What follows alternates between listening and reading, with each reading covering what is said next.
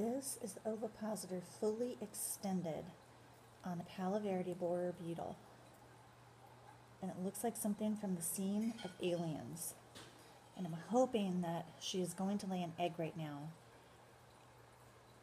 because my kids on Friday got to see her lay one, and then it was only a few kids got to see it, and then the rest of the day we tried videotaping and couldn't catch her doing it.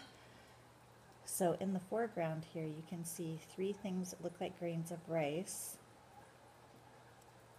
And she looks like she might be going to lay it, so I'll hold off on showing that and see if she'll lay this egg here. That would be really, really cool.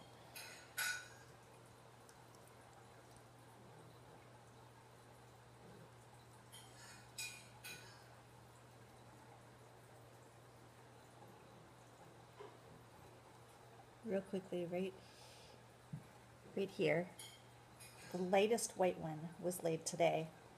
The darker one was laid during class on Friday, and the medium color one was laid last night, which was Friday night. Hey Nathan, come here. You can see the alien-looking thing. Yeah, I saw it earlier. This is so cool. Please lay the egg. Please lay the egg.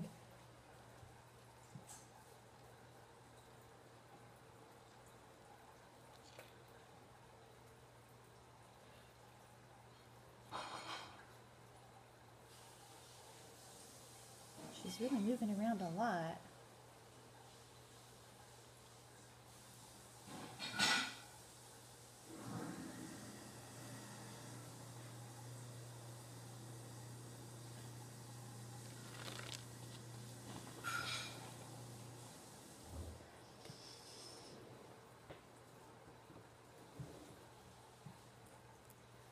This is the adult portion of the life cycle, and they're in this stage of their life cycle for about a month with the sole purpose of flying and finding a mate. This one happens to be a female.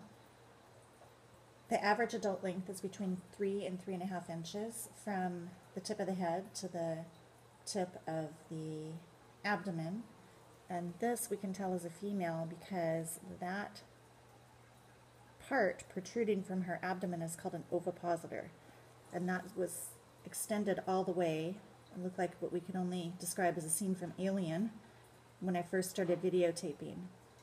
And that's what she uses to lay the eggs. Ova meaning because ovule for egg, and positor meaning that she uses it to position them in the dirt or the soil.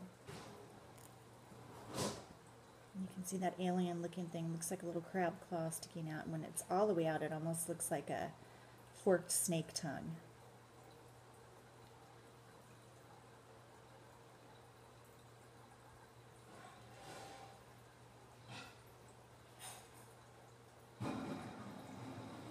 You can see how large this specimen is because I have a dime right up here beside her. This particular Palo Verde borer beetle was caught in a middle school library where the librarian had to rescue her from a few middle school kids who wanted to squish her. So she was sent over to my biology classroom and we studied her all day. The first period group of kids, which was a small group of kids, unfortunately, but that was the only group that got to actually see her lay an egg, which was really cool.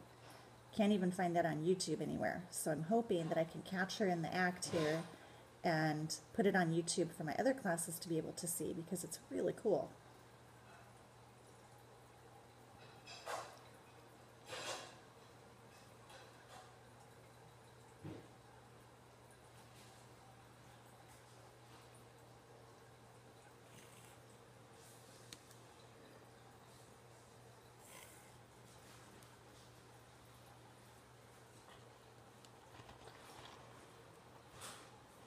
Spin her around for a minute so you can see her mandibles on the front.